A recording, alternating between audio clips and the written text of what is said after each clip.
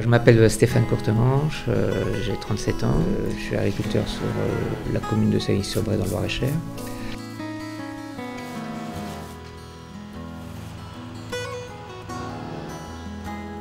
Je ne pensais pas qu'un jour j'allais me retrouver sur l'affiche des Rendez-vous de l'Histoire.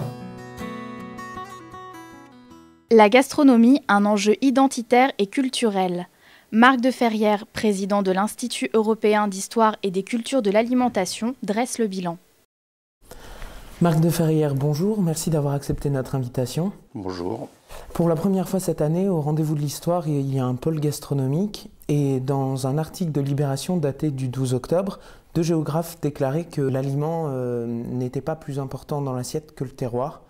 Qu'est-ce que vous en pensez ? C'est une vision très géographique, ça dépend comment on prend l'aliment. Le terroir est important quand on parle de patrimoine, de qualité et de valeur.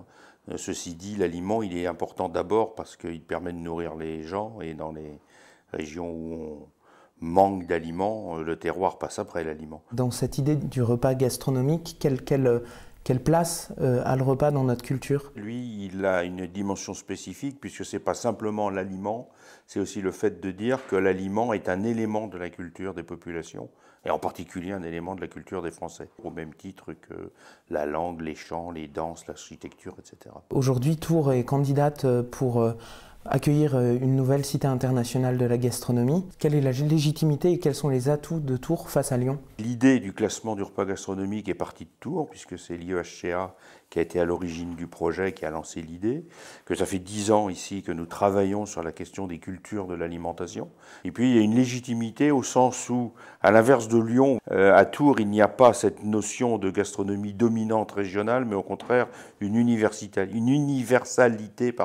qui va bien avec l'idée de Cité internationale de la gastronomie. Votre institut, l'IEHCA, mène en parallèle l'inscription de la tradition française des vins de terroir au patrimoine culturel immatériel de l'UNESCO. Le vin, à notre avis, est un élément constitutif de la culture des Français au même titre que beaucoup d'autres choses, que donc c'est logique que l'on pousse un dossier en France autour de la thématique du vin. Et ensuite, le fait de choisir les vins de terroir, c'est parce que c'est un moyen de montrer la particularité des pratiques viticoles françaises par rapport à ce qui peut se faire dans d'autres pays. Je vous remercie. De rien. Le Vouvray est le vin de terroir en Touraine. François Pinon, vigneron, veut pérenniser la tradition. 25 ans qu'il sillonne ses vignes et toujours les mêmes gestes précis et assurés. Alors que les vendanges approchent, François Pinon garde un œil attentif sur ses raisins. Sec, demi-sec, moelleux ou pétillant, il produit du Vouvray sous toutes ses formes, un vin de table pour le plaisir des gastronomes. Le propre des vins blancs, c'est d'être aussi bu en mangeant. En apéritif, avec les fromages, avec du poisson. On a un petit peu plus d'acidité dans les vins blancs que dans les vins rouges, donc les vins blancs et surtout le chenin, c'est un vin, vraiment un cépage de table, on va dire, qui complète l'assiette. Et de la vigne à la cave, il n'y a qu'un pas que nous franchissons avec le viticulteur. On est dans une cave de calcaire, il y a à peu près 150 000 bouteilles. Un patrimoine viticole que l'on pourrait penser menacé par les vins étrangers, mais pour le vigneron, le danger n'est pas là. Le risque viendra de la mauvaise qualité des propres vins français. Il ne viendra pas de la grande qualité des étrangers. Au contraire, c'est à nous de ne pas dilapider l'héritage en une génération ou en 2 générations. Cette année, François Pinon devrait produire environ 25 000 bouteilles. C'est 3 fois moins qu'une année normale, la faute au mauvais temps. Un autre héritage, le jardin potager. Véritable économie familiale, il reste le meilleur conservateur du goût. Carottes. Les choux, je fais aussi de l'endive. Alors je diversifie un peu tout. C'est un coin de paradis en plein cœur de Tours.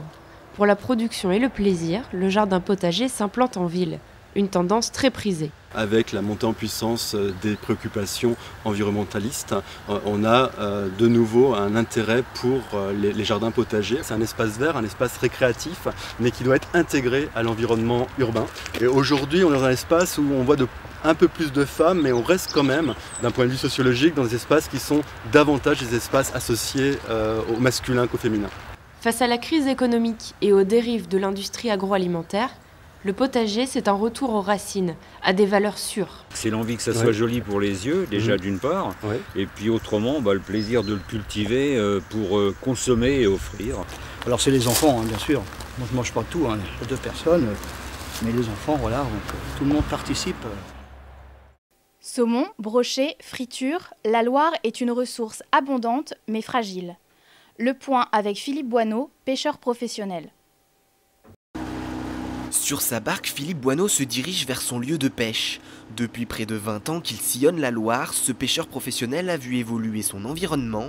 En 2008, les stocks de poissons ont brutalement chuté de 60 à 80%. Un petit mollusque bivalve a explosé. C'est un mollusque exotique qui vient du Mékong, qui fait que brutalement la chaîne biologique qui est le phytoplancton a été supprimée. En cause, une hausse de la température de l'eau de 3 degrés depuis 1980. Dans ce contexte défavorable, une quarantaine d'espèces vivent encore dans le fleuve Royal, suivies de près par les pêcheurs. Notre rôle, nous, en tant que veilleurs de l'environnement, c'est d'essayer de valoriser au mieux les espèces qui sont les plus abondantes ou celles qui portent tort aux espèces autochtones qu'on cherche à protéger, comme le saumon, la languille ou le brochet. Pour Philippe Boineau, le poisson pêché n'a plus le même goût qu'au début du XXe siècle. Pourtant, il défend la fraîcheur de ses produits. Du poisson de mer pêché en Touraine, qui va se retrouver dans la cuisine du restaurant maximum 1 heure après sa pêche. Avec presque pas de carburant, pas de dégagement de CO2, donc un bilan carbone excellent. Une prise de conscience presque obligatoire, il en va de la survie des poissons et de leurs pêcheurs. À l'affiche ce samedi, une rencontre sur la place des paysans dans le monde d'aujourd'hui avec le ministre Stéphane Le Foll et l'écrivain Éric Orcellin.